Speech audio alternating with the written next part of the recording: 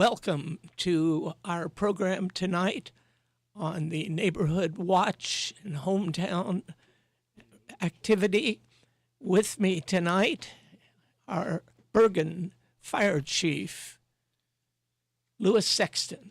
Louis, would you like to say hello? Yeah, hello everybody. Happy to be here tonight. We'll go over some fire safety things coming up, but happy to represent the city of Bergen and Mercer County Fire Protection District tonight. So thanks for having us. Thank you, Chief Sexton. Also with us is Sean Brown, the Chief Deputy for the Mercer County Sheriff's Office. Sean? Hello, everybody.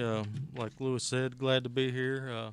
Hopefully we can go over some useful information for everybody, and we're just ready to get it rolling. Thank you, Sean. Those of you who remember pre-pandemic will know that Sheriff Ernie Kelty and I used to visit many different firehouses around the fall of the year to provide this type of information, and we always want to thank the fire departments for their gracious help to be able to provide this type of information. And then up comes the pandemic. And after the pandemic, we tried to start doing it again at the church, at the firehouses, and found that the attendance wasn't that great. So we thought we would try to do it virtually. And so a couple of years ago, we did that, and it worked out really well. A lot of people tuned in to us. And so that's why we're here tonight. We're doing this virtually, and we have 3 ways that you can participate. First, assuming that you're on either 1420 AM or 99.5 FM, you're listening to us, and we have a lot of information to share, and we're going to be going over that in just a little bit.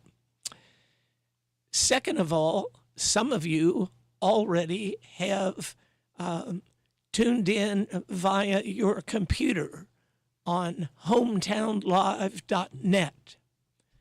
And when you tune in and you scroll down, you will find our program, and it will share with you in numerical order the agenda that we're going to be using for tonight's presentation. And if you so desire and you have the capability, you can download that agenda so that you can have it for the future to share with friends, relatives, others in the community. And I mentioned a third way, because when you take a look at the agenda, you will see various hyperlinks. And if you click on the hyperlink on your computer, it opens up a much bigger explanation of the particular topic that we're discussing. And you can download that, and tonight is not the only night that you will have this agenda on hometownlive.net, because what automatically happens is that what is on hometownlive.net is also on is on YouTube. And I'm told that on YouTube you could watch it anytime you want to. They keep it on almost forever. And then third, thanks again to Hometown Radio, they will not have this agenda in the exact same place, but it will still be on hometownlive.net. You'll just have to scroll down to where you see it. And when you click it, you would then be able, so for example, tonight you say, gee, I wish I had a computer to do this. Well, find a friend who has a computer, ask them if they will help you, and they could then go to either hometownlive.net or YouTube and they could download the agenda. They can download any one of the hyperlinks, and it would give you a wealth of information, much more than if you're simply listening to it tonight.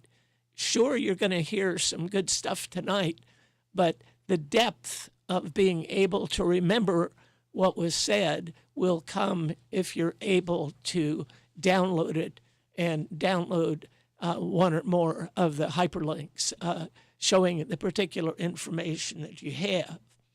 So now, if you are looking at the agenda, you'll see that I've been talking about the explanation of the agenda, and as soon as I finish the agenda, why the Chief Louis Sexton is going to give you some good information about fire safety, and he has a handout for those of you who at some point decide to download that.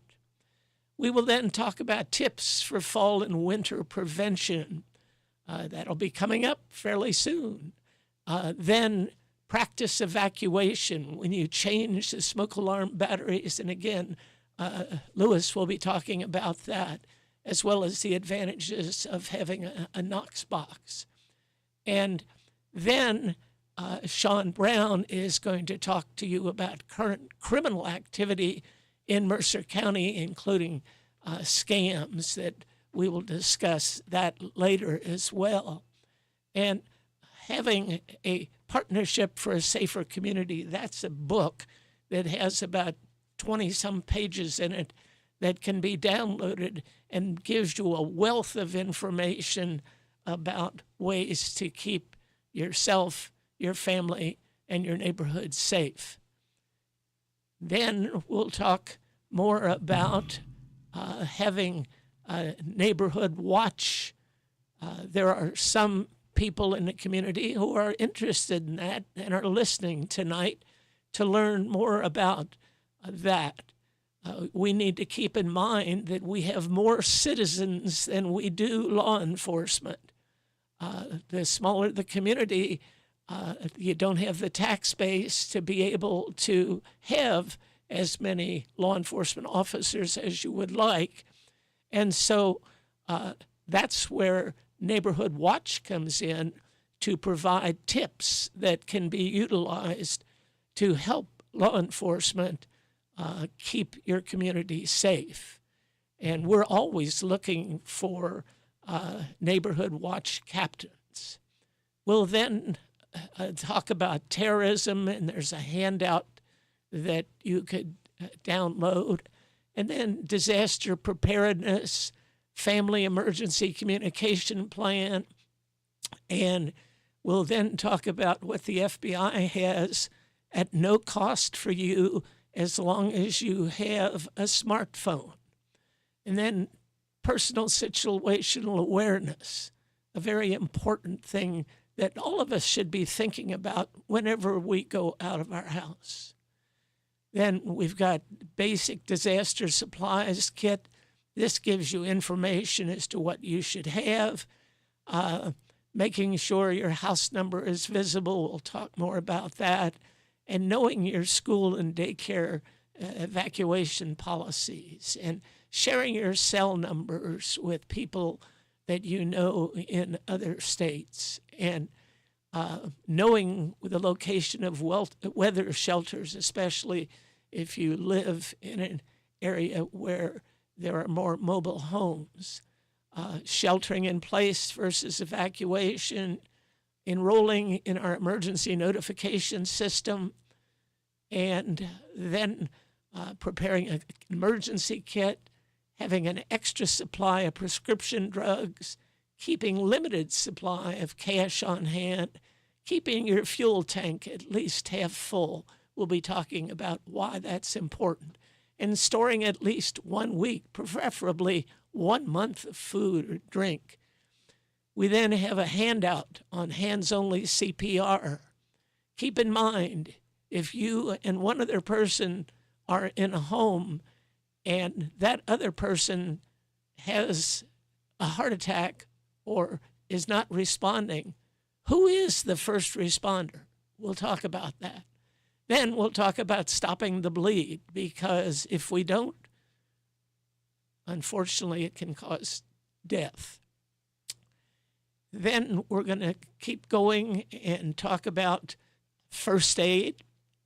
And we have a download from the American Red Cross for your smartphone. And then choking, and also mental health emergencies, and that a new 3-digit number for suicide and crisis lifeline. Then we're going to be talking about if you are unfortunately in an active shooter situation. You hope you never are, but there are some key things that you need to remember about that. And then we're going to be talking from a law enforcement perspective as to what happens when they come on the scene, what they will do, what they won't do, and what they want us to do. Then we're going to keep going down, and we're going to talk about other aspects of that. And then we're going to be getting into, as I mentioned, Sean will talk about first responders. And then we're going to be talking about community lighting and having a security checklist and personal property identification and home security checklist, a vacation checklist, and then responsible firearms ownership. And then taking a look at vehicle and suspect descriptions, and what happens and what you should do and what you shouldn't do if you're stopped by law enforcement. And we'll talk a little bit about identity theft. And then something we hope we never have to deal with is nuclear explosion and radiation basics. We have a handout to be prepared should that unfortunate occurrence take place. Then we'll talk about elderly scams. This is something that Sean will mention initially, and he may come right in on this to talk about that as well. Cybersecurity, human trafficking, and how important that is today, and then something that's causing real harm to children who are committing suicide. It's called sextortion. We'll tell you a little bit about that. And then the Registered Sex Offender Compliance Program, Sean will deal with that. We'll talk a little bit about drugs and how we try to have the semi-annual drug take-back days. And then we'll say thank you to you. We'll remind you again about how you can find us after tonight's show, and we'll adjourn on or before 9 p.m. So, ladies and gentlemen, that's what we're going to be talking about. And now let's have our Bergen Fire Chief, Louis Sexton, talk to us about fire safety. All right. Well, as like the agenda shows, there is a handout for that from the U.S. Fire Administration, and it goes through it's just a checklist really that you could print out, you could use it on your phone or print it out, put it on your refrigerator, go through it by yourself, with your kids, whoever. But it just kind of goes through each thing that to help you prepare for not just the fall and winter, but for any time of year. But big thing coming up will be it is first day of fall or second day of fall now. Summer's over, so looking at cooler temperatures and maybe get some rain, but we're going to check those smoke detectors, and that'll be the biggest thing. Smoke detectors save more lives than anything. A lot of fire fatalities happen because there's no working smoke detector in the home. So we want to make sure that you have those on that checklist. If you're looking at that, the checklist is going to have one that is going to have a box there to look and say you have a smoke detector on every level of the home. They're always inside and outside of the sleeping areas. I know at my house there may be a a number of kids spread all over the house at any time. So they may not be in their bedrooms. They may be in the living room on couches. They may be in the outside playroom on an air mattress. There's no telling. So we try to have a smoke detector not just in the where somebody could be sleeping, but where somebody might be sleeping. So not just in the hallways and bedrooms, but everywhere. You don't necessarily need one in the kitchen. That tends to cause you more problems, but right outside the kitchen is a good idea. The garage is something that's kind of forgotten with smoke detectors as well. And if it's possible, you want those to all be linked together. So if there is a fire in the garage, the smoke alarm goes off in your bedroom so that you don't have to wait for the smoke to come into the house for it to alert you. One smoke detector goes off, you want them to set them all off. And that's not always the case. New construction, it has to be that way, but if you live in an older home or you're just replacing smoke detectors as they go bad, then that may not be the case. But we want to make sure we test those every month. Most smoke detectors are good for 10 years. So if it's 10 years old, when you take it down to change the battery in that smoke detector, then just check the date on it. They all have a date stamped on the bottom, and after 10 years, you want to get those replaced. So we change the dates twice a year, or we change the batteries twice a year and check the date twice a year. We try to do that. An easy reminder is when the time changes, check your smoke detectors. Change the batteries in those, whether you think they need them or not.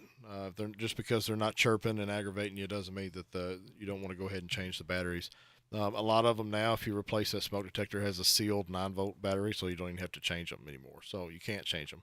They're good for 10 years. You throw them away and put up a new one. So those are good things to look for. The time change is coming up. I think we looked it up. It's November 2nd is the time change. So when you do that, that's a good time to change those batteries, and also have a discussion if you do have kids in the home or elderly, or you lots of people over or stay with you or whatever. Go over what your plan would be if there was a fire or an emergency and you did have to evacuate the house. Where are you meeting at? Where are the kids going? I know if you have children, they come home every October after Fire Prevention Week and probably aggravate you about where's our meeting spot. Are we meeting at the tree? Are we going to the neighbor's house? Is it the mailbox? But we teach those kids at the schools. Mercer County's is coming up for Mercer Elementary, so that the kids will be coming back with these questions for you. But it's coming up in the next few weeks. But where your meeting spot is. So if you want to get a head start on the kids, go ahead and have that spot laid out for them. A lot of the mailbox is a good safe place, a tree, somewhere that is easy to remember, somewhere that you could easily go find your kids or find a relative at a neighbor's house, a porch if you live close enough. We have Mercer County's a large farming area, so you may not be close to another house or residence. You may have to go meet at the mailbox or the barn or wherever. Pick a good spot that you can find your family, so when the fire department or the police department arrives on scene, they start asking you questions like, is everybody out of the house? You can say, yep, everybody's here, accounted for, we're all at our meeting spot.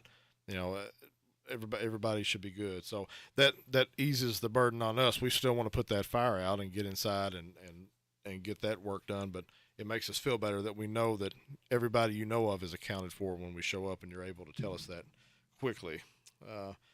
So a couple other things that fire safety wise that pop up, especially in the winter months with them coming up, are space heaters, fireplaces, just ways in general to stay warm. So in the summertime, air conditioners, they don't cause a huge problem, but in the winter, people it cools off outside, and those air conditioners, we're not using those anymore. So now we have to switch over and find ways to stay warm.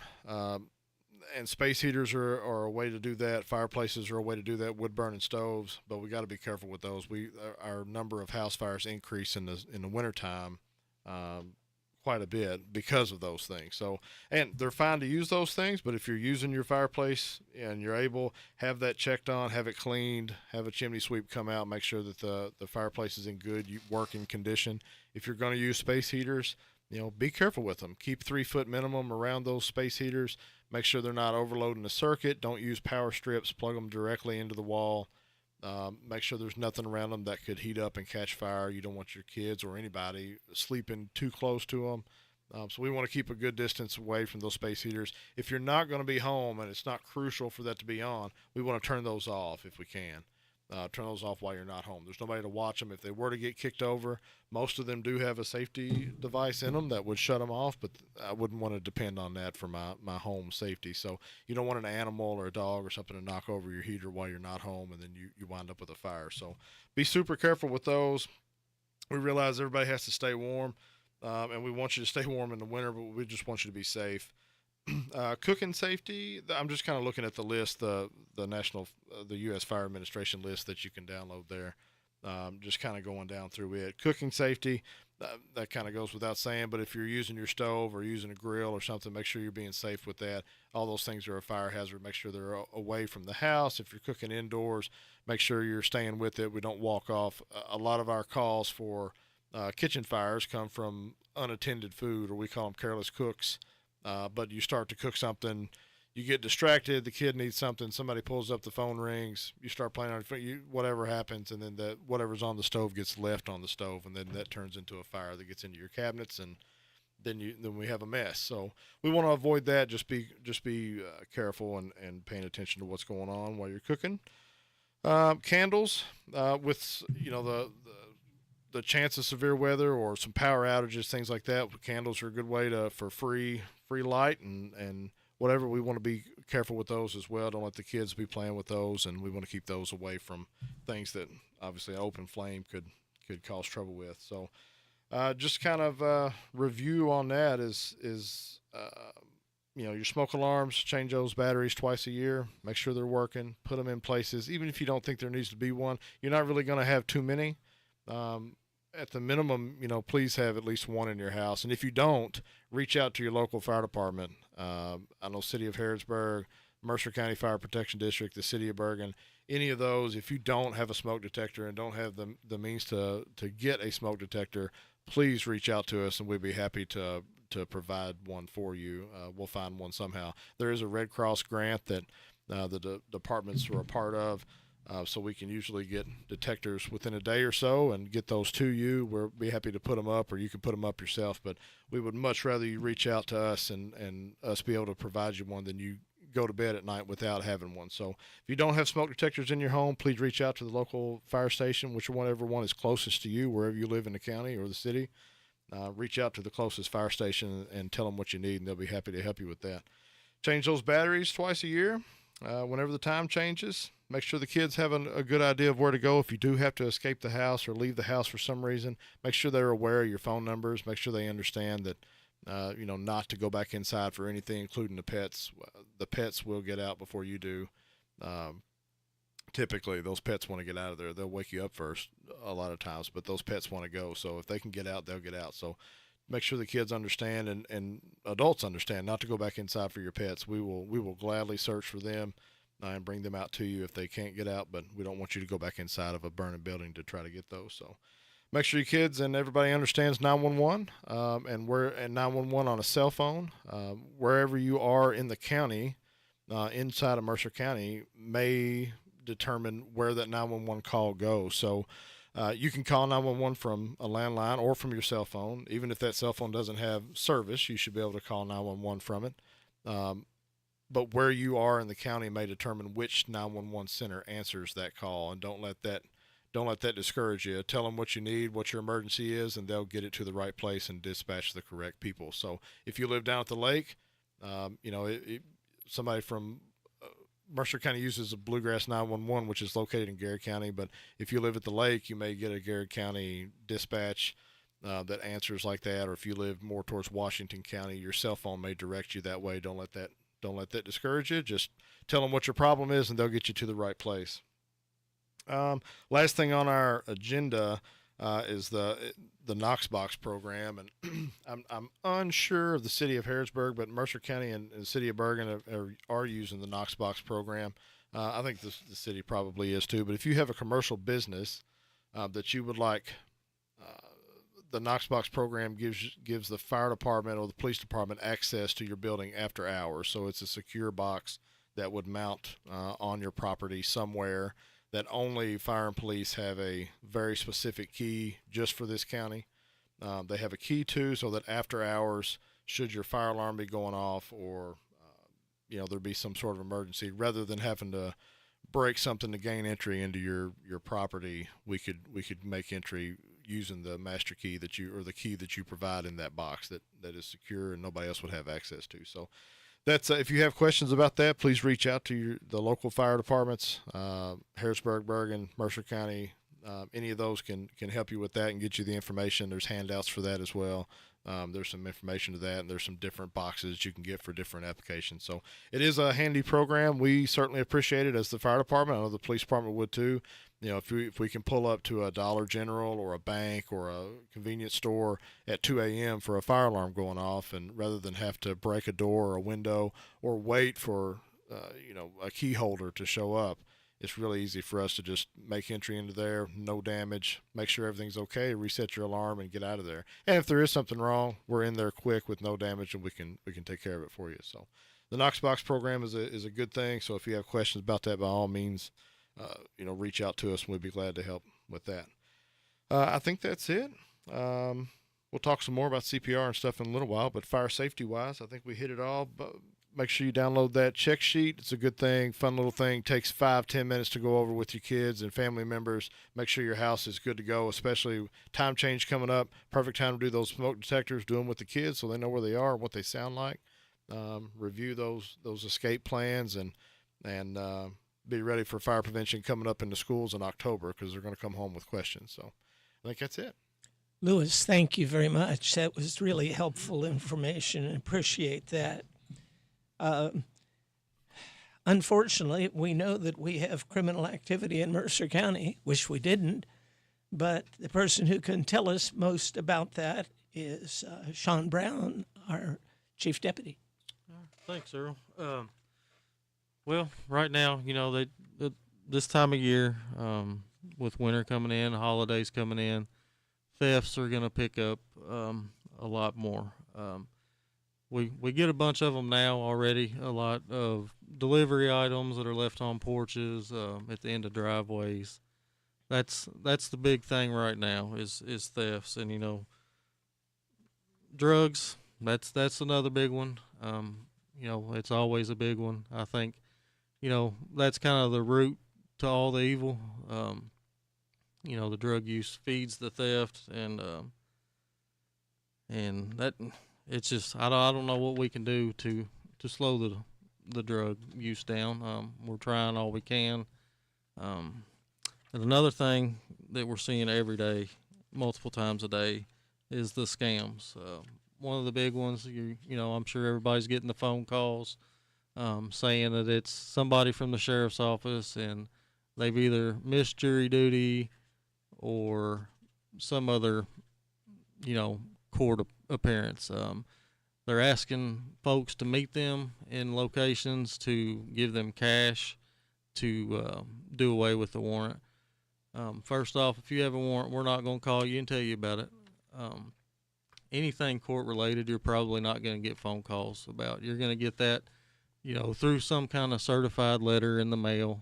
And the scams, we've actually had one today. It was about $10,000. A contractor had made contact with an elderly couple today. Took a down payment of $10,000 to do some home repairs and vanished. And it's extremely hard to track where those people are located, or even if they're a real person. So it's always good to check around town with local contractors, or you can call. I know Jill Cutler does a lot with the Better Business Bureau. She can give references, especially with out-of-state based companies. So that's the big things we've got going on now, is just the theft and and the scams. So that's basically what's current right now, Earl. Thank you, Sean. Unfortunately, we needed to hear that.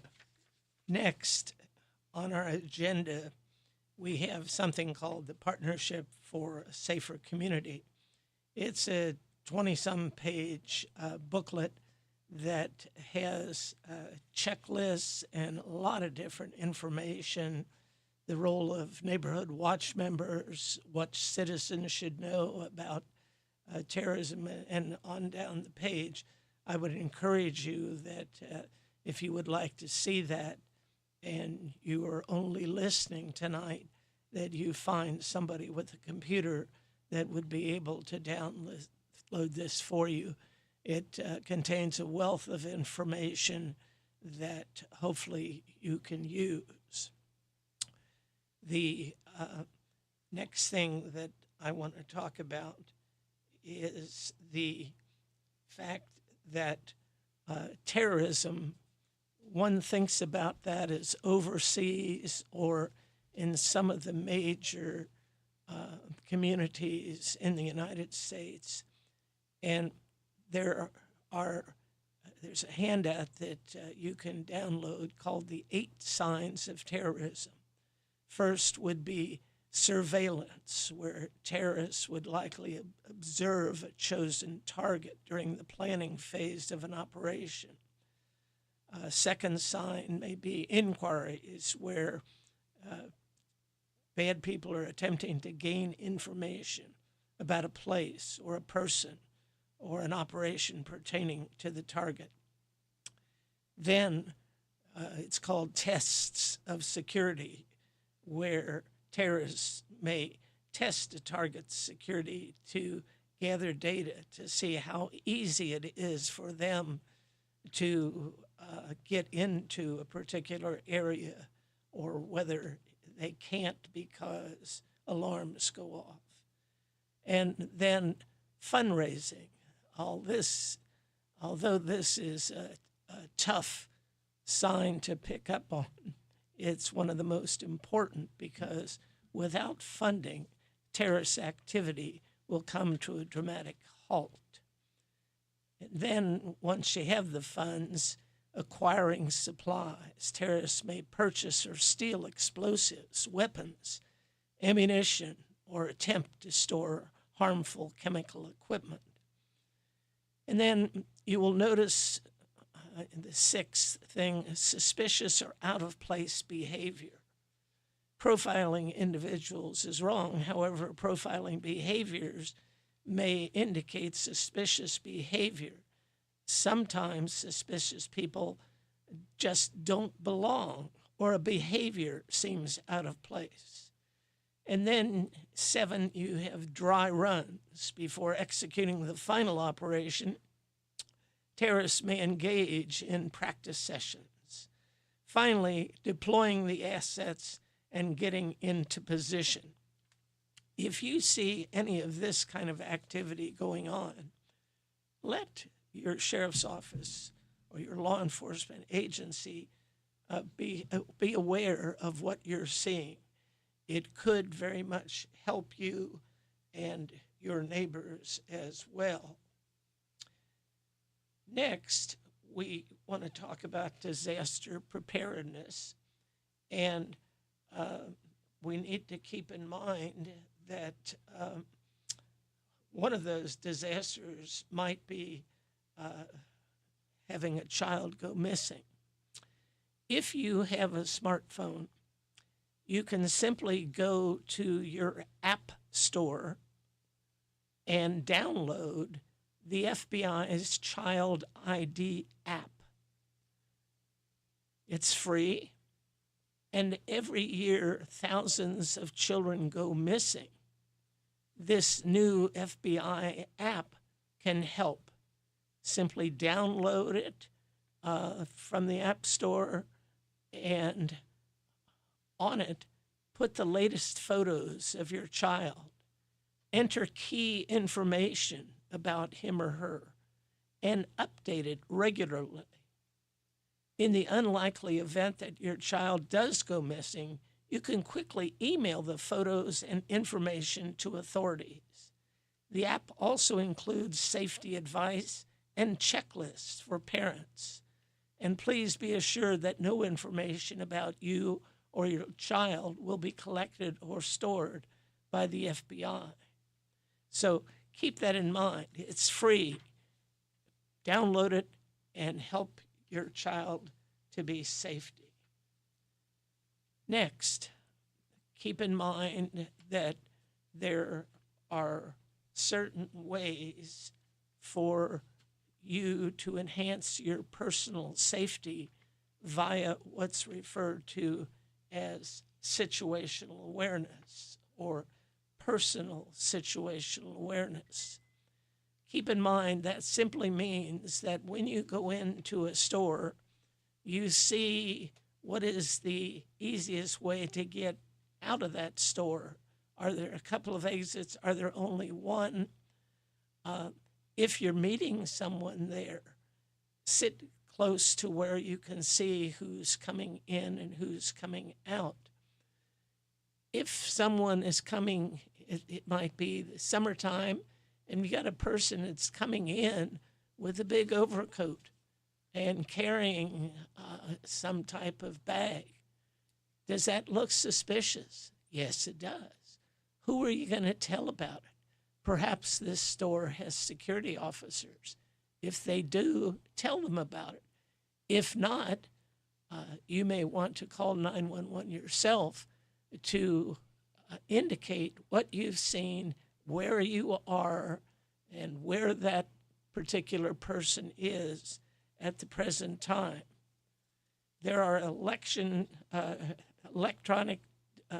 distractions that come up. There's using peripheral vision to attempt to focus on something while also observing what's going on, scanning the crowd to make sure that you see what's going on all around you.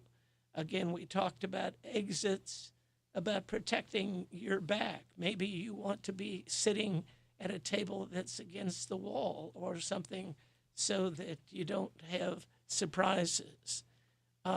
Things of that nature. It's important that you try to always have personal situational awareness. Next, I want to talk about having a basic disaster supplies kit. We have that as a download for you, and we're really talking about assembling a kit and storing items in airtight plastic bags, and put your entire disaster supplies kit in one or two easy-to-carry containers, such as plastic bins or a duffel bag. A basic emergency supply kit could include the following recommended items: water, 1 gallon per person per day for several days for drinking and sanitation; food, at least several days' supply of non-perishable food; battery-powered or hand-cranked radio, and a NOAA weather radio with a tone alert; flashlight, first aid kit, extra batteries, a whistle to signal for help; dust mask to help filter contaminated air; plastic sheeting and duct tape to shelter in place; moist towelettes, garbage bags, and plastic ties for personal sanitation; a wrench or pliers to turn off utilities; and a manual can opener for food, because if you have no electricity, you have to find a way to get the cans open; and cell phones with chargers and backup batteries. And, excuse me, there are many other things, but those are just highlights of things that you should be aware of. Make sure your house number is visible from the street. Any law enforcement officer, any EMS person, any fire person will tell you stories about being called to a certain address, but unfortunately they can't find that address because either it's dark and you don't have it well lit, or it's far back away from the street and it's not visible from the street. Again, this is so important because your life depends on it, be it a police, fire, or medical emergency. Please make sure your house number is visible from the street at night. Also, you should know your school and daycare evacuation policies, because if you learn that if an evacuation is placed, you don't want to go to the school because you're only going to interfere with their evacuation.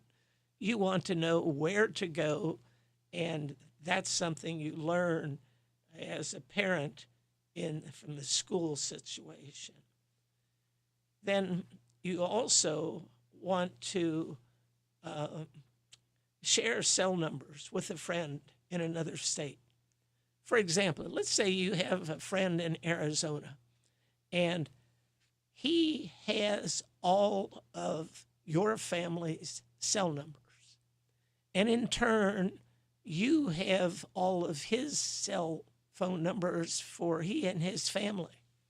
Because if you're evacuated someplace and you have no idea telephone numbers, why, it's going to take time, if ever, that you're going to be able to locate someone.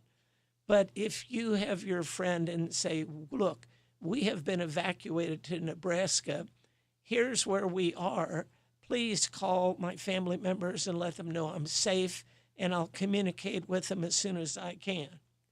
That doesn't cost you, that doesn't cost your friend anything, but it separates distance far enough that the likelihood is that both states may hopefully not be affected, but at least you've made an effort to do that. Enroll in an emergency notification system. Well, Mercer County has one. And how many of you are aware of it? How many of you have enrolled in it? How many of you currently receive information from it so that in the event that there is either an evacuation or severe weather or a tornado headed in your direction, that you can do that? If you are not registered, you may call 859-350-6655. I'm going to repeat that. 859-350-6655. That's being paid for by your tax money from the county, from an organization called HyperReach. And I would wholeheartedly encourage you to enroll in that so that you receive that type of information. Now, we talked about preparing an emergency kit, and one of the things that you should think about is having an extra supply of prescription drugs. Law enforcement and fire can tell you that in disaster situations, they oftentimes receive requests or calls that they're running out of their prescription, and that's going to take time away from other duties that law enforcement or fire are doing, to have to go to a pharmacy to try to pick that up for you to get it there. It's very simple. Talk to your physician. Let him or her know that you would like to have an extra supply. Are you going to have to pay for it? Probably. But the point is that you will have that supply to be used in an emergency. And when your regular supply goes out, you can take that out of your emergency kit, start using it, then get your next supply. So you're automatically always refilling your emergency supply. All right, what else can I tell you about? Keep a limited supply of cash on hand. The amount of that depends on you and your expenses and your savings. The point being that if you wake up in the morning and find that your banks are closed, that your ATMs are not functioning because there's no electricity, how are you going to be able to have any money to do anything with if you can find a gas station that pumps are working. Doesn't help because they're going to want your money in order to give you gasoline. So having a limited supply of cash on hand is certainly worth thinking about. And keeping your fuel tank at least half full. If Sean Brown is directing everybody north on 127 and you end up not having enough gasoline and you break down, you're the problem, not the solution. If, however, you fill your tank when it's half full or half empty, then number one, it doesn't cost as much. Number two, you have peace of mind of knowing that if there is an emergency evacuation, you can at least go with the flow. Now, food and drink. There are so many different discussions about this. Some say a week's worth, some say a month's worth, some say 3 months, 6 months, and up to a year. I always tell people around Christmas time, there's a lot of people that I talk to who say, I have no idea what to get so-and-so for Christmas. And my immediate reaction is to get some food that's preserved and that you have it on hand if you need it. That to me is very important to keep in mind.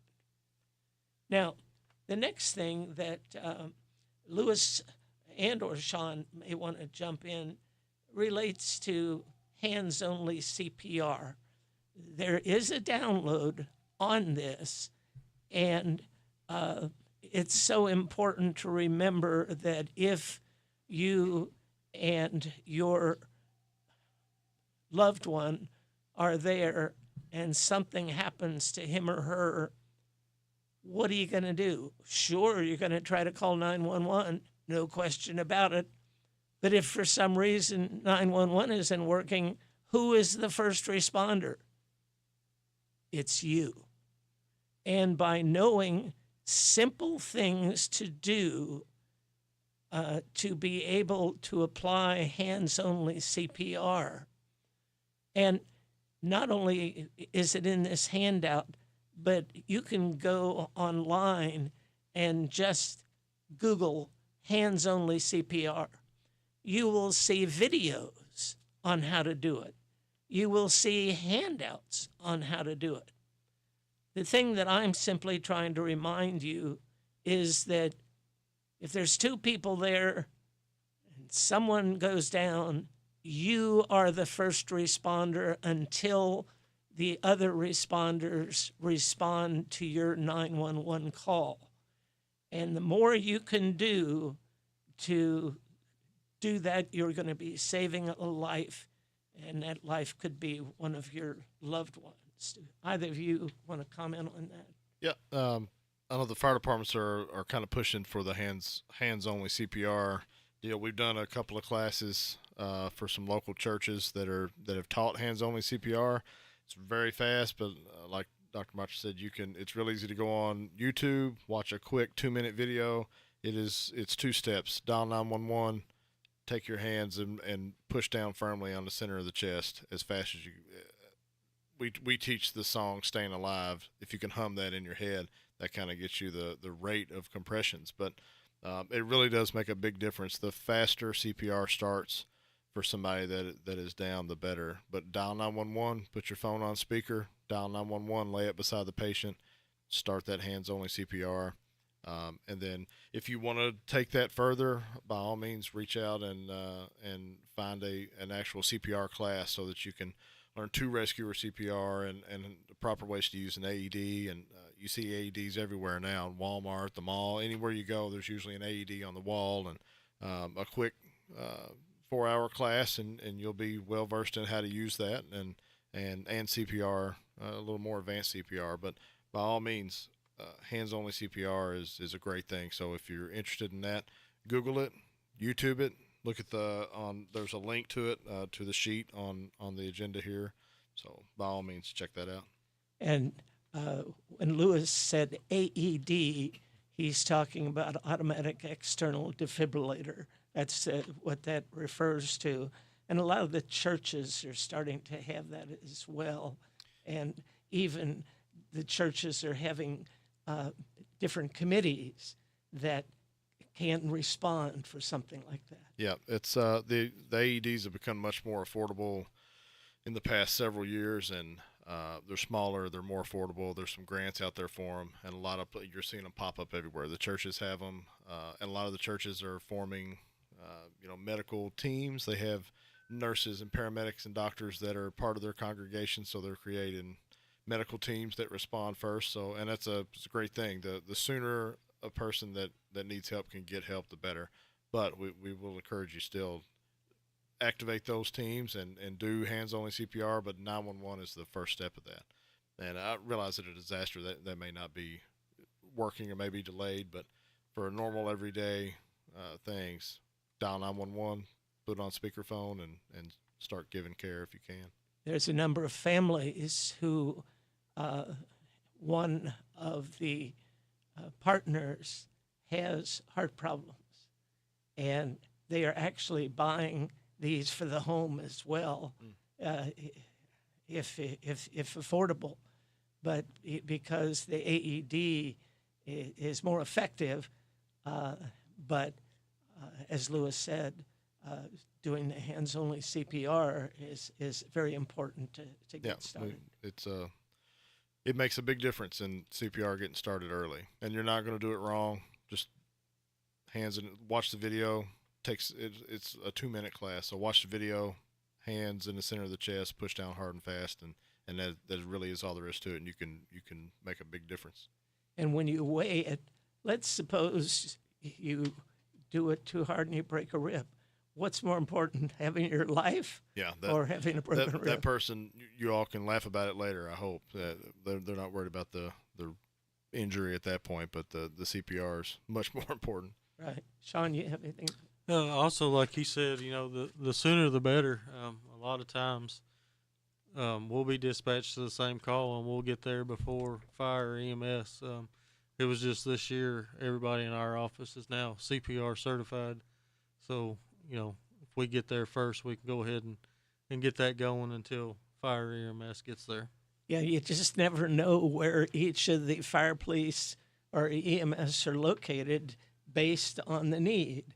And that's why everybody gets trained. All the first responders get trained so that if they get there quicker, they can do that. All right. We've covered that one. The next thing we want to talk about is save a life. What everyone should know to stop bleeding after an injury. You want to ensure your safety. We want to look for life-threatening bleeding. Is trauma first aid kit available? Where is the wound? Is it on an arm or leg? Is it on a neck, shoulder, or groin? Is it a tourniquet available? And the interesting part about that, tourniquets may not always be available in a home, but so many people carry with them these particular, what do they call them? Carabiner. Yeah, the carabiner. And you can use a carabiner with a T-shirt, some kind of a towel. You wrap it around, and through this, the carabiner can turn. And so when people say, do you have a tourniquet? Carabiner is much cheaper. And it's always with you if you carry your keys on it. So keep that in mind. Let's see. You want to say anything more about that? No, that's another. There's a good handout there for that, but that's stopping the bleed, and there's a little flow chart with that you can download, and you want to stop dial 911, obviously. Stop that bleed with your hand first, applying pressure. then we'll put some sort of dressing on it, whether it's a beach towel or some sort of dressing that you can put pressure on the wound. And then if you have a tourniquet available, use it. And if you need to make one, make one. Like doctor said, towels, a belt, anything that you can place to make a tourniquet out of. Right. Anything to stop that bleeding. Right. The next thing I want to do is remind you that the American Red Cross has apps for choking, first aid, prevention, and things of this nature. Hopefully, you've all taken first aid classes, but keep in mind, when was the last time you took it? Maybe you need to refresh it. Fire departments help with that. EMS agencies help with that. And it's something that if you download an app on your phone, you can quickly take a look at it and see what the particular problem is and get some immediate help prior to the arrival of first responders. So I would encourage you to consider looking at that. And then there's also, we have a handout on choking and for first aid and prevention, and that's something that you should consider as well. There's something new. It's been just about a year now. It's called 988. It's a suicide and crisis lifeline. And it's now connected throughout the United States so that if you call 988, you will be connected to someone who has had appropriate National Suicide Prevention Lifeline training. Unfortunately, in these day and age, we're seeing a lot of people who, in our opinion, may need some additional mental health activity. And it's also called a suicide and crisis lifeline.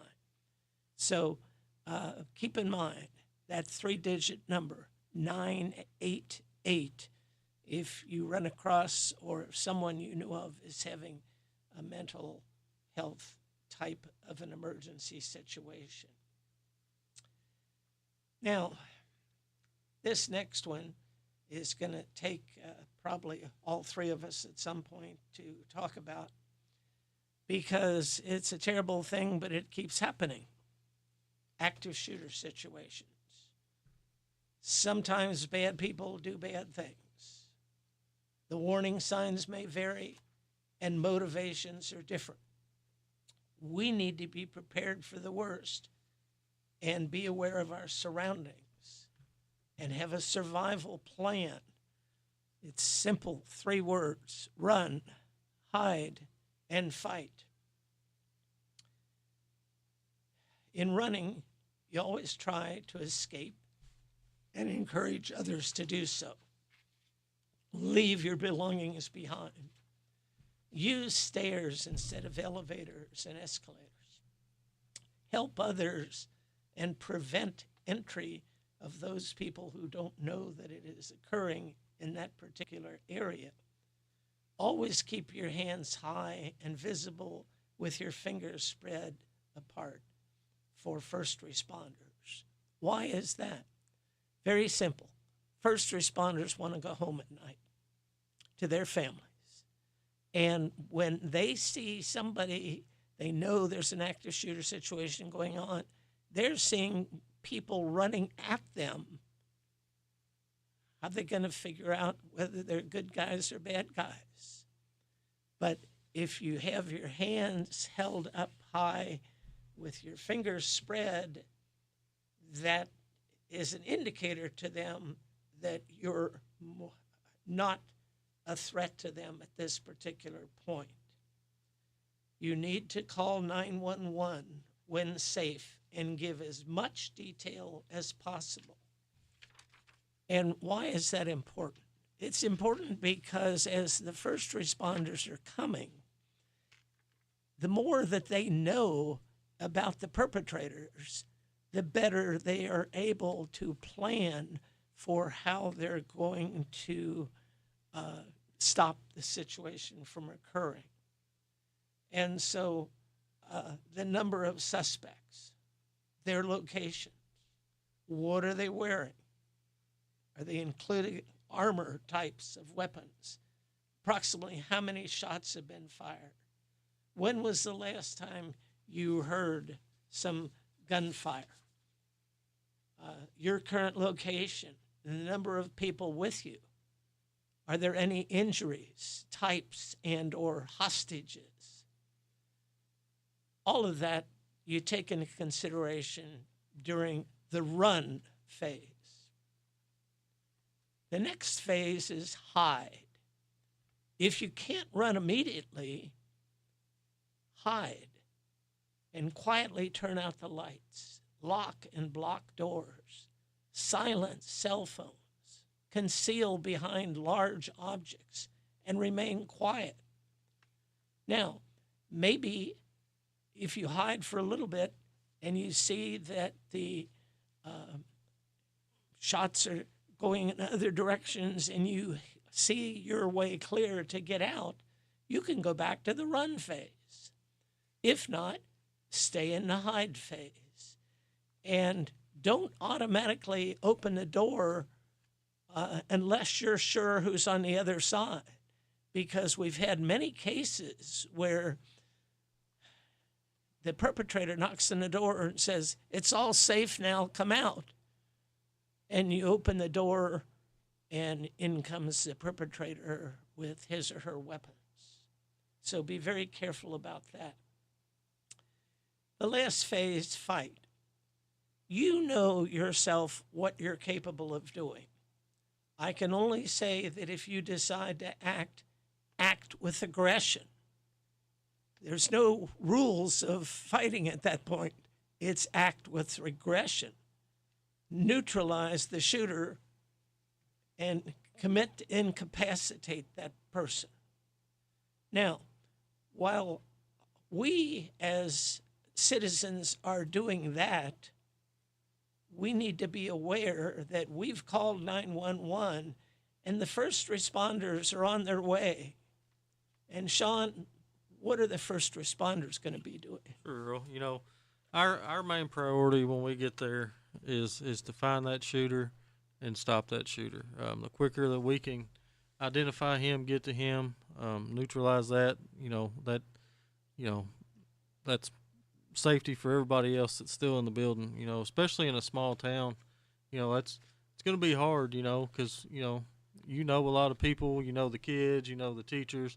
Some of these people may be wounded, hurt, and we have to take those steps and basically step over them and continue to try to find the shooter. It's going to be a chaotic scene. So like Earl said earlier, people are going to be running, screaming. Keep your hands visible at all times, because to us that's what's going to hurt us is what's in somebody's hand. So keep your hands visible. Listen to what we're telling you. We're doing the best we can to tell you the quickest route to either get out of that building or get to another secure location in that building. That's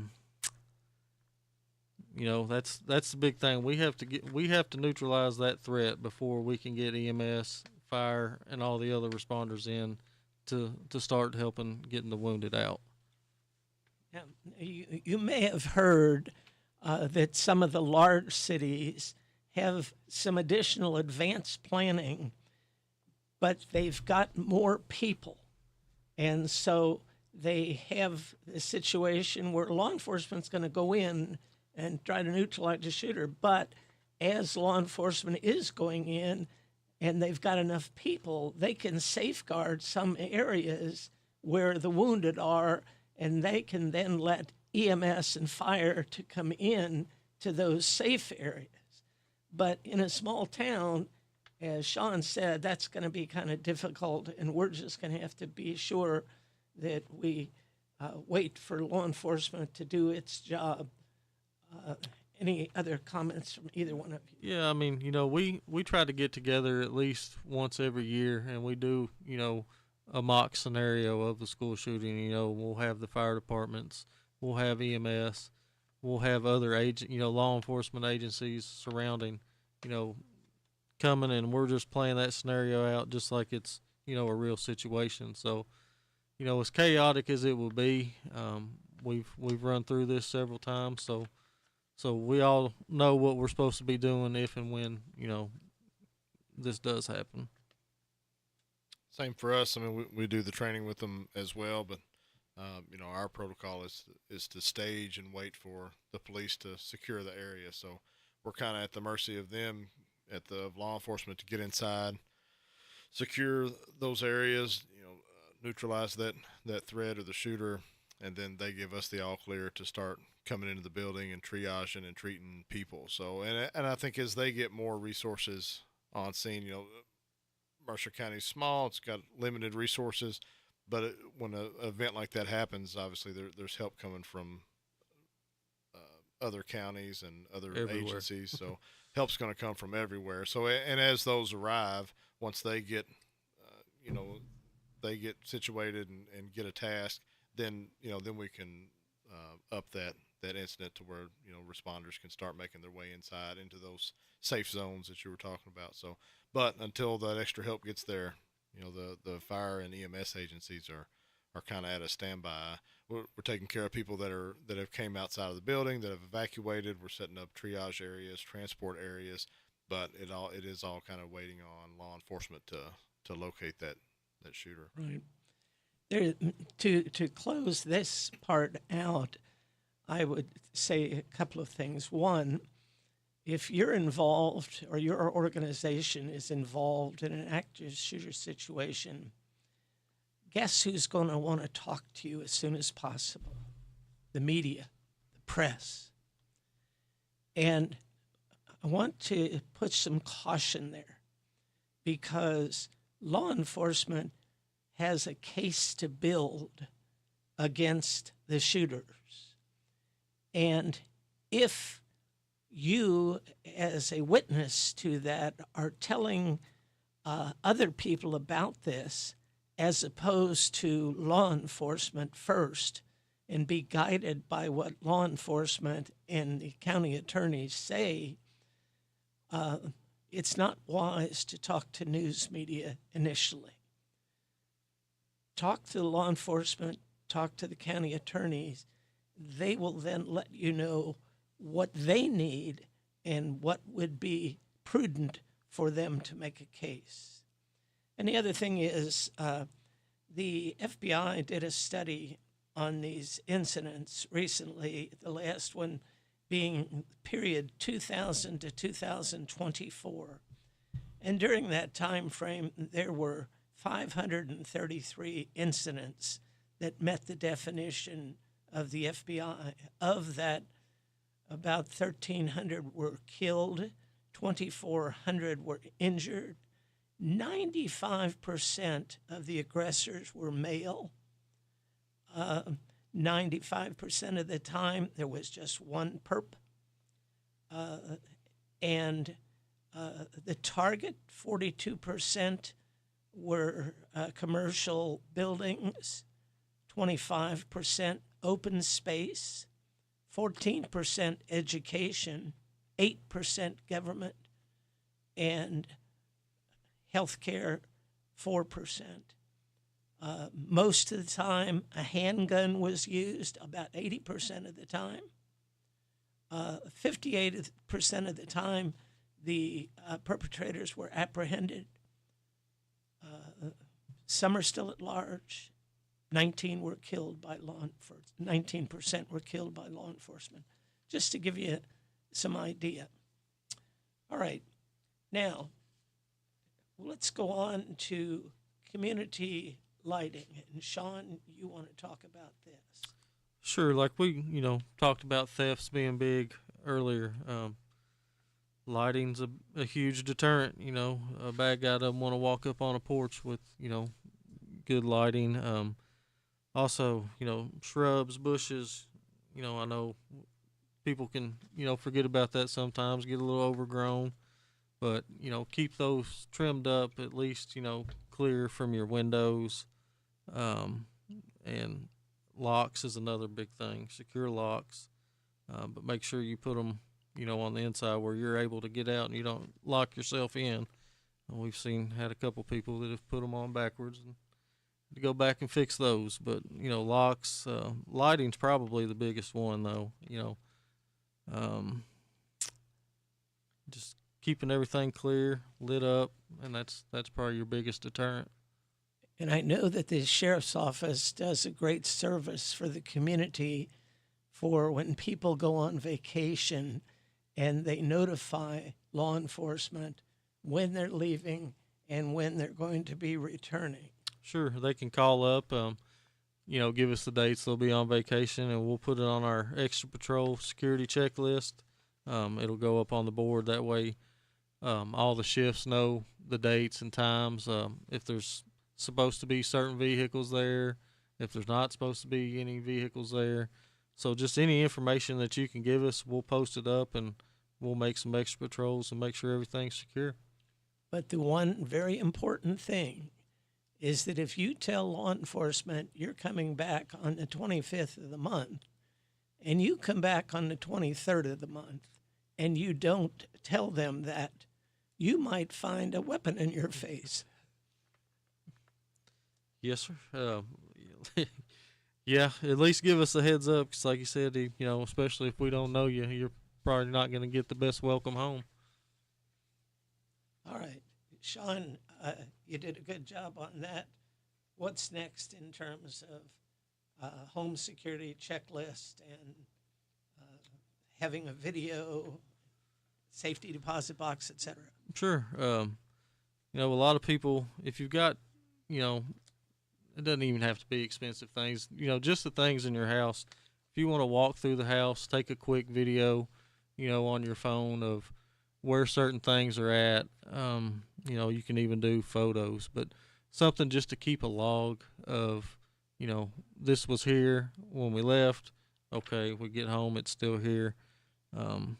Photos do the same thing, Serial numbers, that's a big thing too. Especially with firearms or vehicles, weed eaters, just about anything now has some kind of serial number on it. And, if you can record those and keep those in a safe spot, if something does go missing or lost, that helps out a lot when we're filling out paperwork to enter it into our system. And I think as you started to go into firearms, some people feel real comfortable with them, some don't. I remember Sheriff Kelty talking about going to the scene where somebody was holding a weapon and it was shaking. She had never been trained, never known how to use it. How important is that before you buy a firearm? Yeah, it's huge. You need to know how that thing works. Especially depending on what kind of gun, what kind of recoil it's going to have. Does the grip fit in my hand comfortably? And there's tons of instructors, even in Mercer County, that you can run through a firearms class just to get you familiar with that.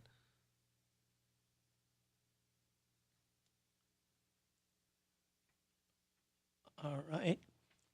The next thing to briefly talk about is vehicle and suspect descriptions.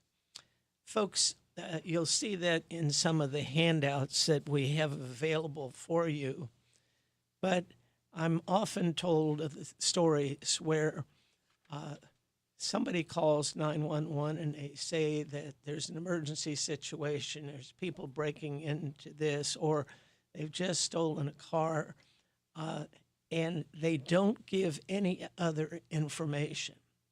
So it could well be that the perpetrators are going down the road at the same time that law enforcement is coming up the road, but they have no reason to stop that vehicle. But if, for example, when you call in to report a crime that's been committed, and you can give an example, the type of car, the color of the car, the license plate number, if at all possible, things of that nature, Why, we've known of cases where law enforcement is responding and they see that vehicle and they can stop and they can solve the crime. So I can't stress enough to everyone listening that there are so many different things that you can talk about in terms of if you're explaining what a vehicle description, the make, the year, the model, the color, the interior color. Did the vehicle have tinted windows? Did the vehicle have damage? How many doors? Is it a minivan? Is it a truck? Is it a wagon? Is it an SUV? Is it a hatchback? Is it a convertible? Did the vehicle have license plate numbers? Can you tell me what they were?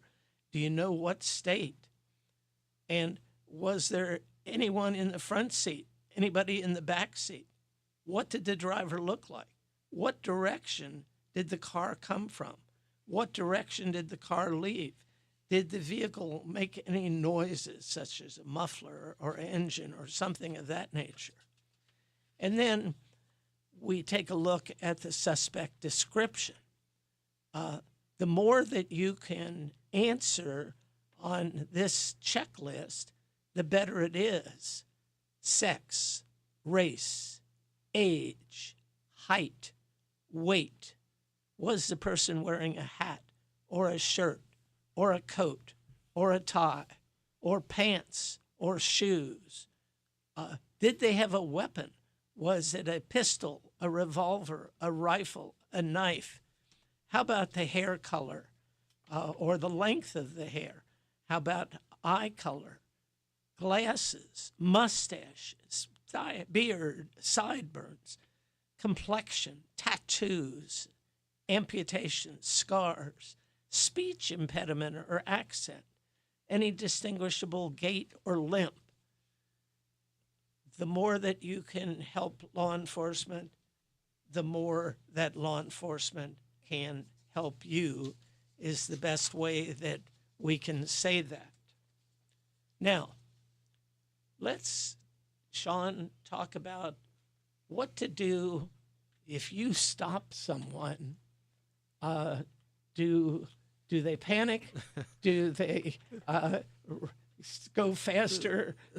I'm sure that All you of can the tell above, me yes. they've done everything. Yes, sir. But what are they supposed to do? Yeah, so, picture perfect traffic stop. When you see the blue lights behind you, just, you immediately pull over to the right. Once you get stopped, turn that dome light on inside your car. That way we can see everything in the vehicle. Put your hands up on the steering wheel like we talked about earlier. That's, to law enforcement, that's the biggest fear, is the hands, because that's what's going to hurt us. So if we can see the hands, that calms everybody down. If you can, roll down your front driver's side and back driver's side window. That way we can see inside that vehicle. Stay in the car. A lot of really? people. I thought maybe you'd want to go back and say, "Hi, officer." Well, that's when we're chasing you down, College Street when you jump out. So, but no, stay in the vehicle unless we ask you to. Sometimes, if we're on a busy road and it's narrow, yeah, we may ask you to get out of the vehicle and we'll go to the right hand side of the car, out of the roadway. But just those simple things will make traffic stops 100 times easier.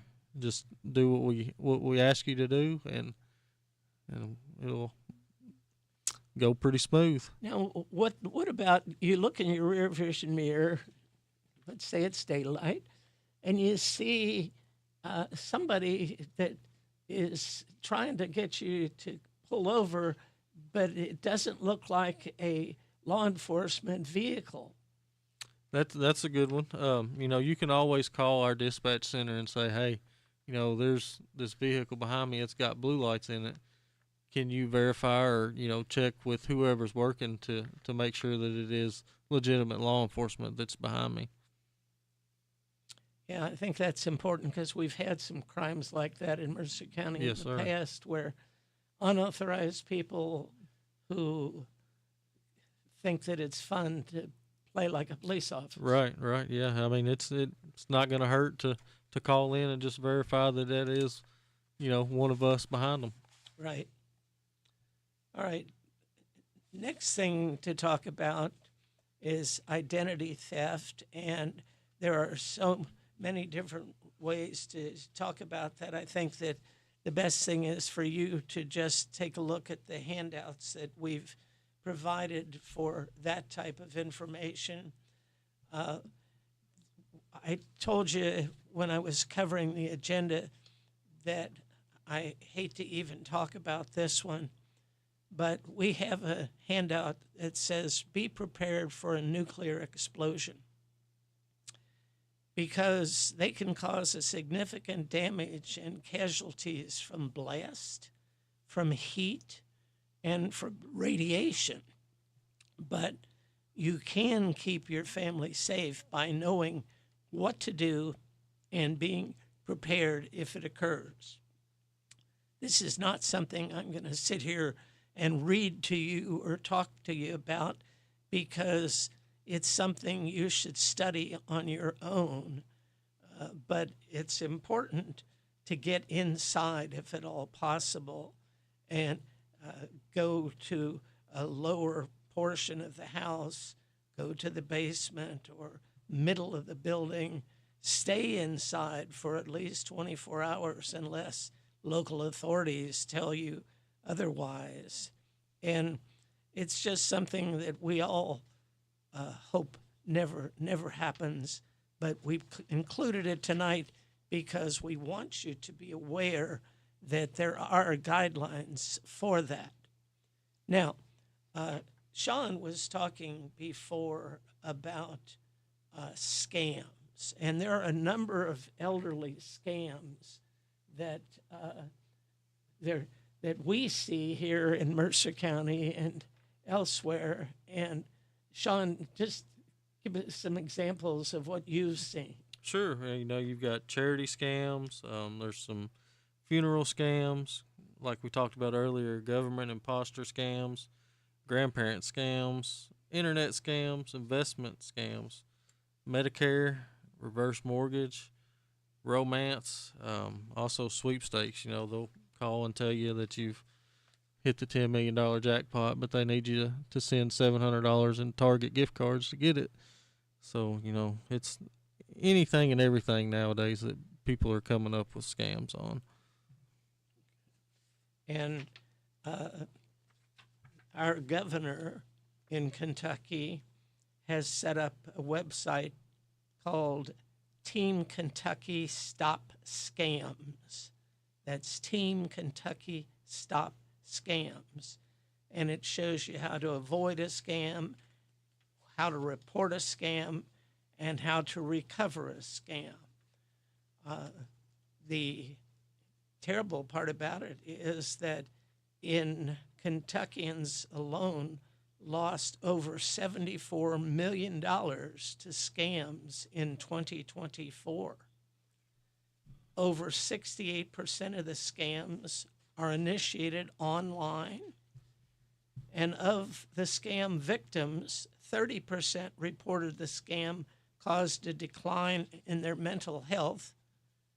And so scams can be more harmful than just the financial aspect of it.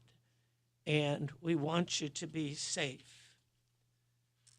We also provided some information about cybersecurity in there. And without reading all of that, because some of you don't have computers, those of you who do, it would be helpful to download that for some specific information. Now, human trafficking is the next item.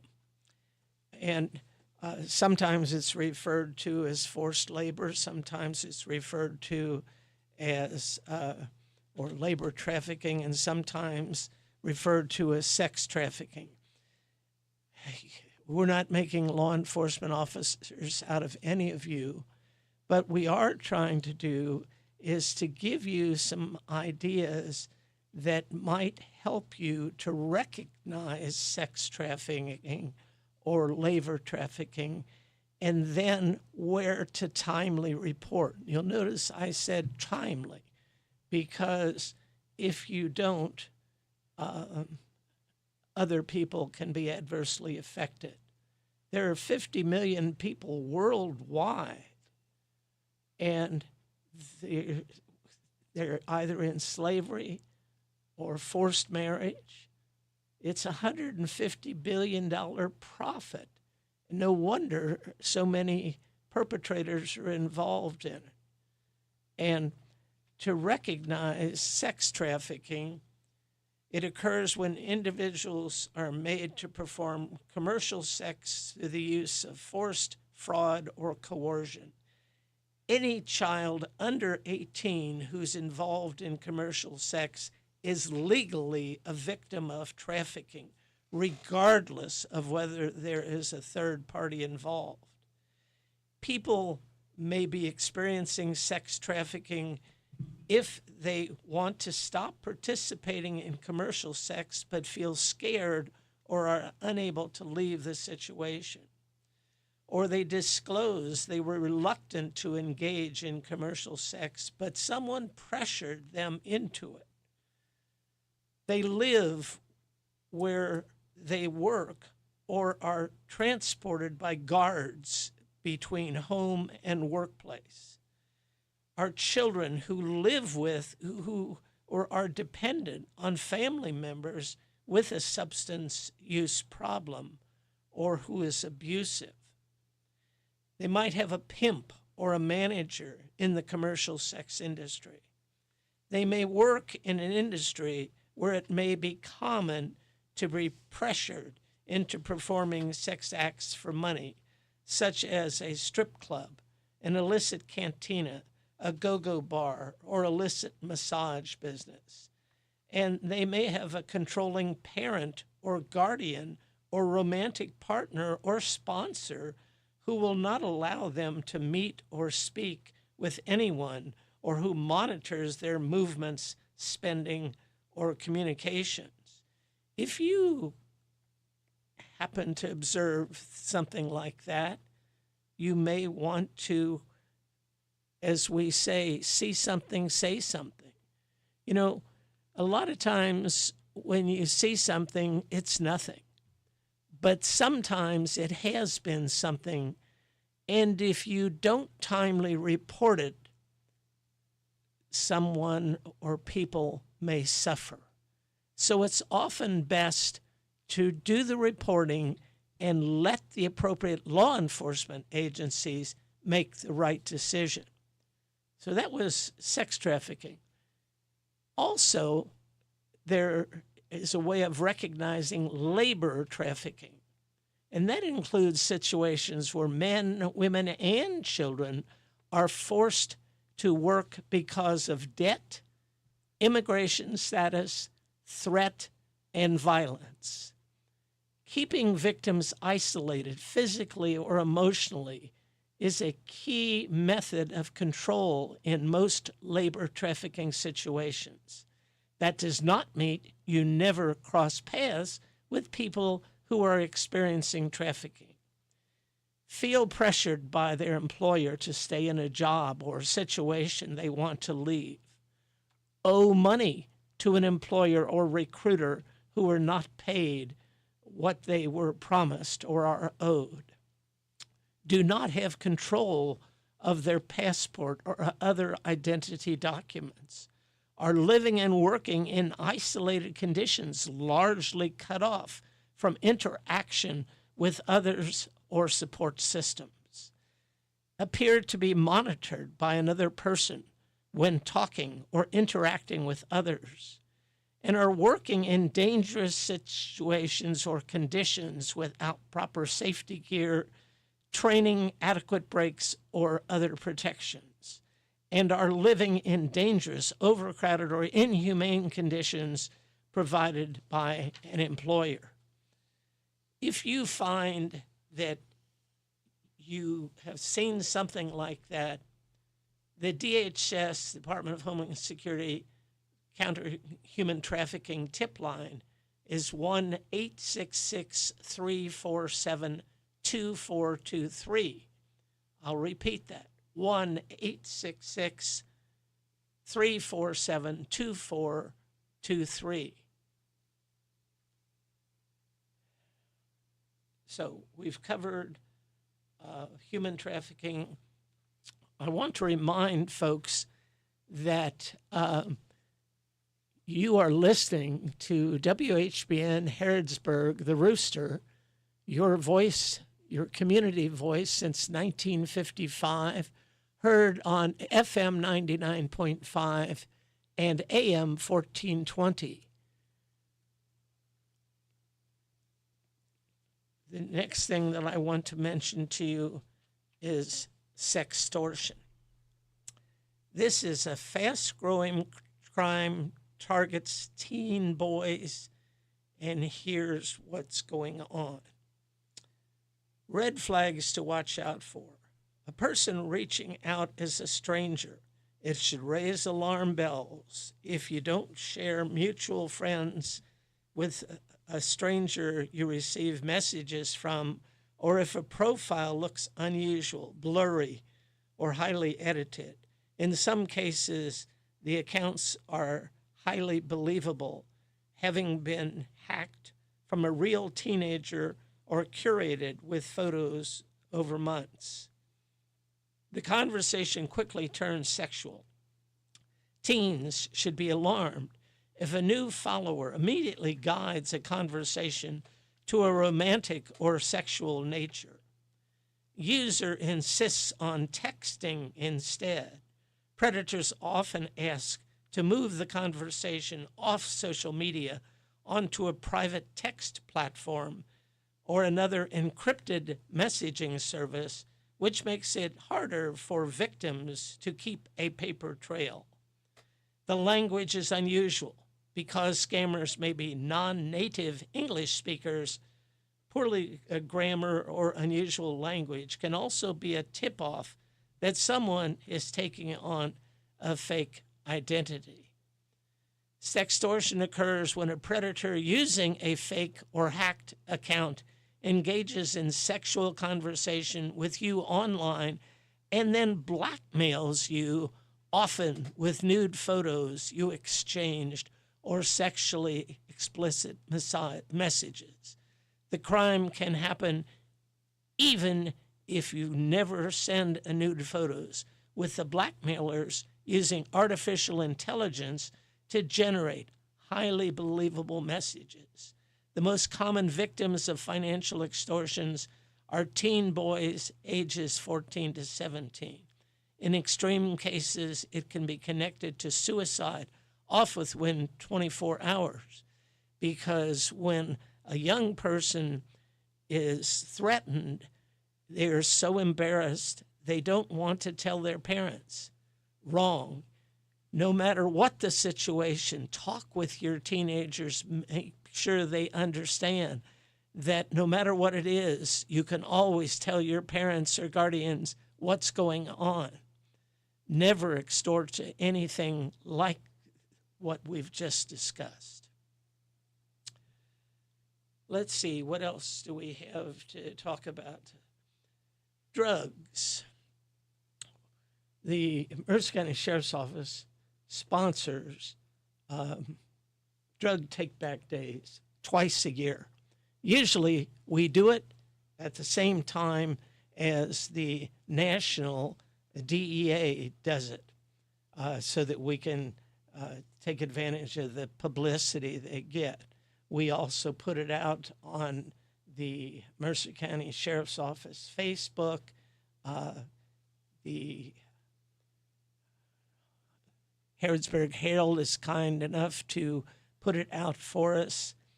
And it's so important because, as Sean was saying at the beginning of our program, a lot of times the break-ins and the scams relate to drugs. And for example, if you have teenagers and they bring in some friends and they say, can we use the bathroom?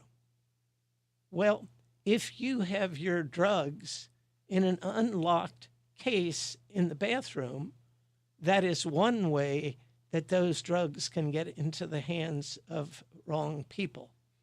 And so we simply say to you that you may go to the sheriff's office Monday through Friday. You may go to the Harrodsburg Police Department at their hours, and you can go to certain pharmacies. I know Kroger's does it and others. And you can turn in your unused, out of date, no longer need drugs so that they're not a target for those who want to come in and do harm to you in your home. And also, as I said, twice a year from 8 to noon at the sheriff's office, we do drug take-back days. We don't ask you anything other than how you heard about us and thank you for coming and bringing your drugs. We have a pharmacist who separates the controlled substances from the others so that we can report how many controlled substances that we had. The last time we did it, it was the highest that we had ever done since 2002. It was amazing. And we want to continue having people who no longer need medication to bring it to us, and we burn it. It's so that it never gets into the hands of teenagers or people who would want to use it for inappropriate methods. Let's see. The last thing that we wanted to talk to you about is fentanyl. What is it? It's a synthetic opioid that is 80 to 100 times stronger than morphine. Pharmaceutical fentanyl was developed for pain management, treatment of cancer. Patients applied in a patch on the skin. Because of its powerful opioid properties, fentanyl is also diverted for abuse. And there's a whole lot of money involved in it. And that's why so many criminals are involved in it. And it's added to heroin to increase its potency, or it may be disguised as highly potent heroin. Many users believe that they are purchasing heroin and actually don't know that they're purchasing fentanyl, which often results in overdose deaths. Clandestinely produced fentanyl is primarily manufactured in Mexico, and it has all kinds of street names. China Girl, Chinatown, China White, Dance Fever, Goodfellas, Great Bear, He-Man, Poison, Tango, and Cash. And it's typically injected or inhaled like heroin. And unfortunately, we have a number of EMS runs, fire runs, as well as law enforcement have to go to attempt to save their lives with the drug that they use. Either one of you want to comment about that? Fentanyl's on the, there's been a huge uptick in the fentanyl overdoses.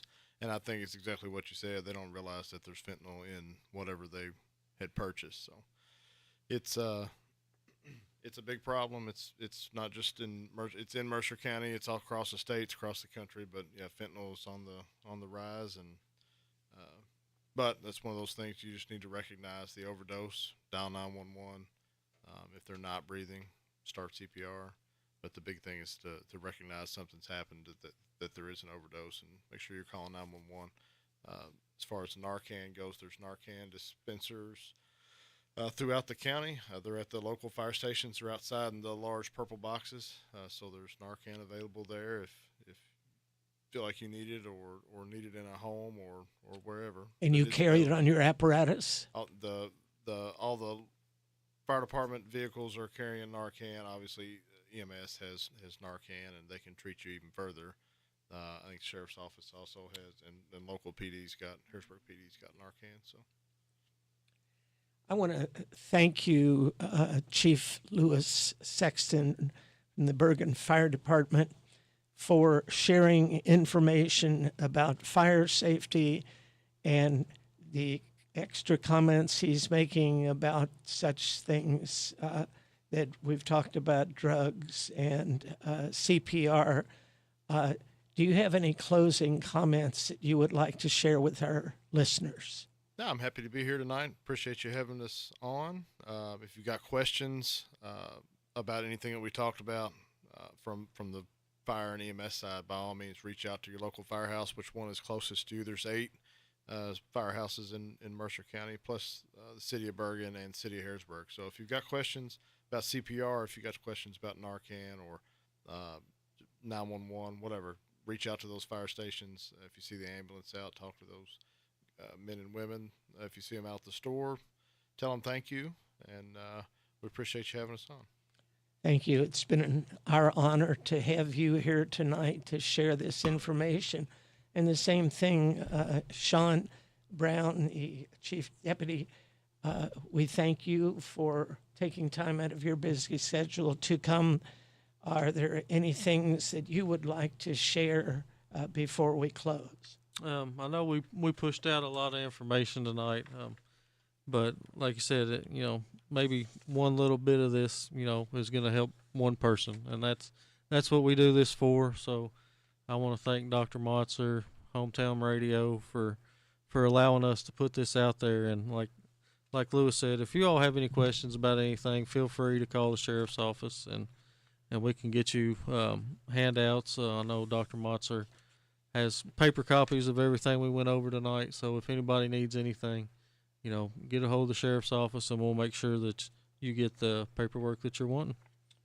Well, it's for the same reason. It's an honor to have the chief. It's an honor to have you as well. Thank you for all you do and share. And as I had promised, I'm going to remind all of the listeners, in case some of you were not on at the beginning, that if you want to go back and listen again to this program, you may go to YouTube and find it there. You may also go to hometownlive.net.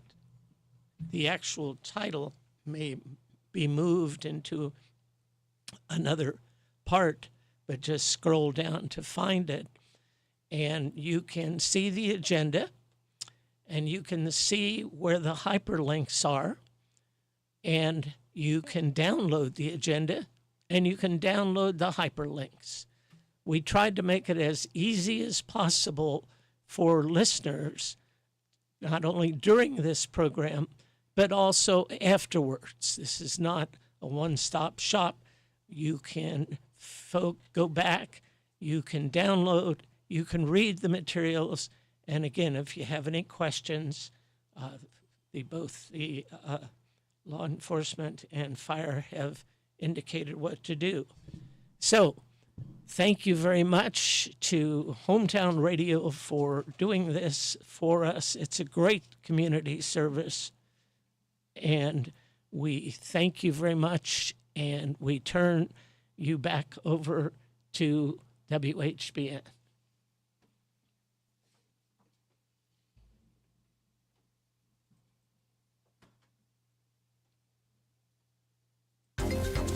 This is a Hometown Radio Network information update.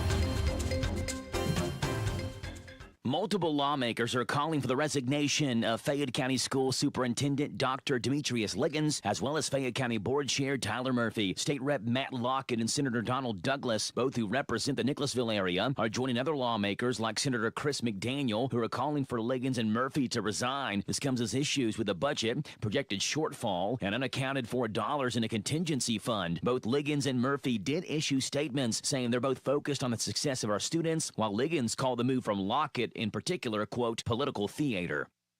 Two new names have entered the U.S. Senate race for Kentucky. For quite some time, Pamela Stevenson had been the only Democrat to make her intentions known she would run for Senate. Now she has company. A lawyer and former Secret Service agent Logan Forsythe has announced his intent to run, as has ex-CIA officer Joel Willett, one of the 37 people who had their security clearances revoked by the Trump administration. I'm Joe Mathis. The Hometown Radio Network Sports broadcast schedule. High school football is going on this week. On Friday night, it's a full slate of games as Danville travels to Louisville Shawnee. 7:30 kickoff on 106.